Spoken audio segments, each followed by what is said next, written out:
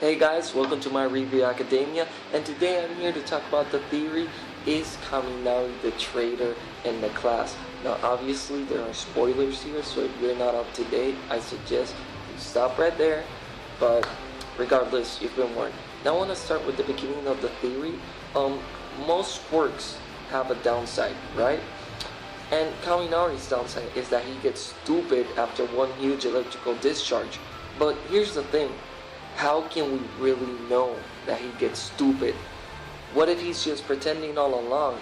If he were the traitor, pretending he would be stupid, he would be effectively hitting two things in one shot. Number one, he will be showing support. You know, it's like, okay guys, I did my thing, and all suspicions will be lost.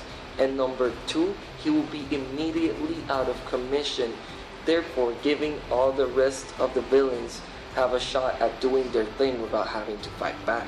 During the USJ arc, they concluded that somebody was jamming the communications, and Kyoka concluded that it was the guy with the electricity quirk at the mountain zone. But what if it was Kaminari all along? At the time, he was the only one with any means to communicate in the outside. Aizawa even ordered him to do so, but he failed to do it. Kyoka even stated that, "Damn you and Kaminari, you damn electricity types are just born in the League of Winning Powers, aren't you?" His quirk is super strong. Electricity can do a lot of things, like say a GPS. Sounds familiar, right? Every time the villains attack out of nowhere, like people don't have any idea where they are. The only people that know where they are the teachers and the students. And Kaminari is like a freaking walking GPS. He can let them know where they are just by having his equipment on him. Another thing, during the summer camp arc, what if Kaminari failed the exam on purpose so he would stay in remedial? Here's what the students knew at the moment. Number one, the summer camp would take place at the Forest Lodge, and number two, students who failed didn't get to go. Kaminari failed on purpose so he didn't have to go to the Forest Lodge, a place where the villains knew and will attack, and he wouldn't get caught in the crossfire. But Aizawa flipped it at the last second and said that the students would still get to go. And I think it's very interesting how in the panel, the reaction of Kaminari is very different from the other three students. However, at the last minute, they changed the location, but the villains still knew where to attack anyways. Why? Because Kaminari got to tag along and he could just send them their location. And either way, Kaminari was under the teacher's supervision, so he didn't get caught in the crossfire anyways. It would have been super convenient for the villains. Anyways, it's already been established that his quirk is kind of a little bit OP, but by playing stupid, you know, whether it being his studies or in exams or the after effect of his quirks, it keeps him in the sidelines. He's the kind of character who you know is there, is not a background character, is still memorable but doesn't do anything amazing.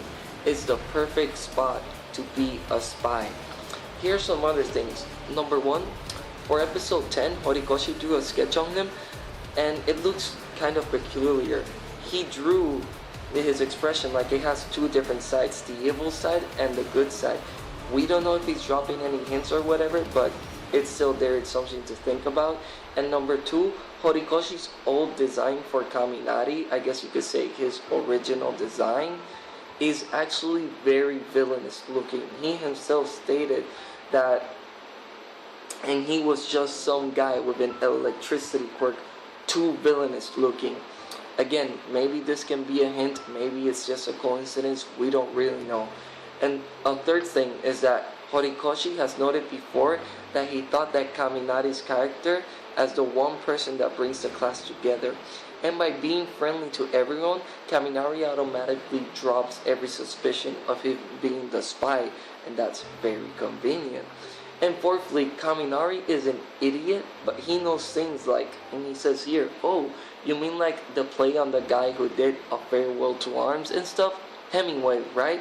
That's so intellectual." Again, if he was really stupid, it's very weird that he would know things like this. And finally, Kaminari thought that Stain was cool.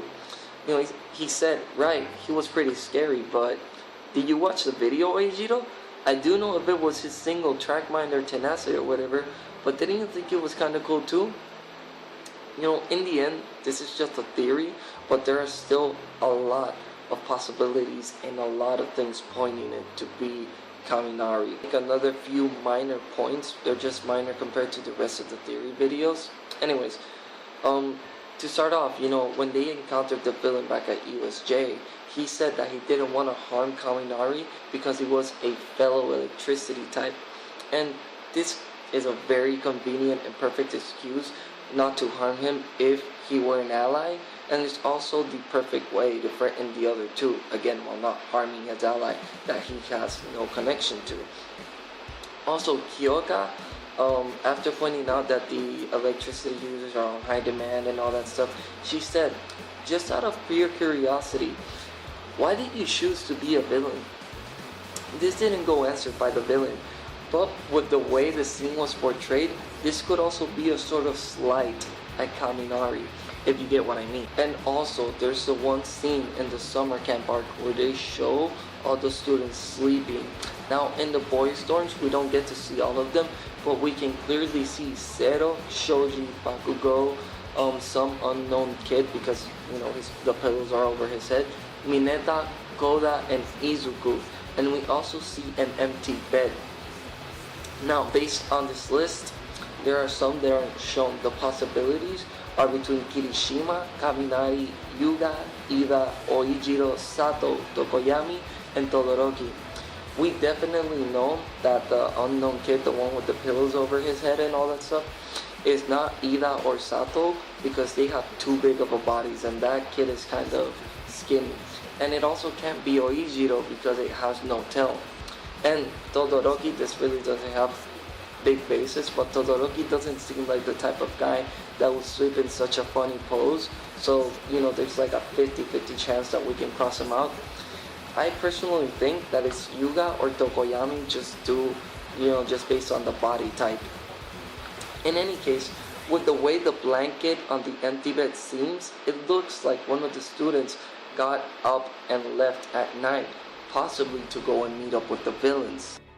And as far as the girls' room goes, we can see all the girls there. Like, the only bed that looks even slightly empty is Toru's bed, but as we all know, Toru is an invisible girl, but you can still tell she's in the bed.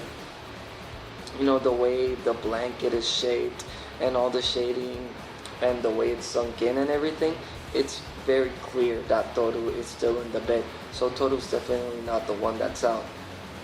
And another very interesting point to bring up, and we're almost done, guys, is Kaminari's dorm room.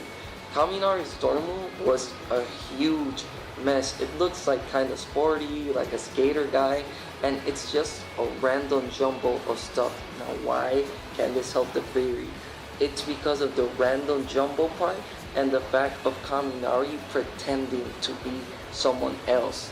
If he was pretending to be someone else, he has lots of items in his room, so this could help him easily hide anything. You know, it can make things hard to notice or to find. And secondly, since he's faking his character and his interests are vastly different than that of his actual interests, maybe he doesn't really know what kind of stuff people he will be pretending to be would like in their room, so he just took whatever he thought would fit a cool guy and threw it into his room. Again, this is pointed someone, we don't see who, but one of the students says, seems like he just threw in whatever he managed to get on his hands on.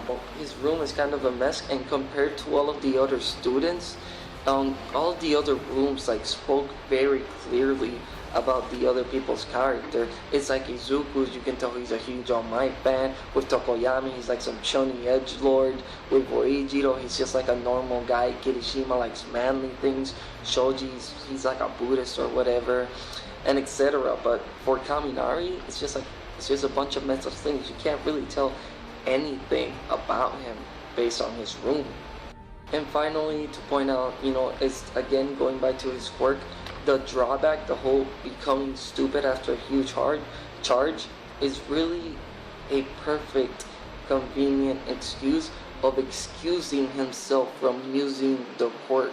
Like, again, it's so convenient for a traitor to be able to just blame it on that and, not use his quirk. It could just prevent him prevent the enemies, which would be the heroes in this case, from figuring out any information on him. Like in the exam, at the end of turn exam, Mina was saying him, "Come on, Kaminari, can you do anything else with your electric discharge?"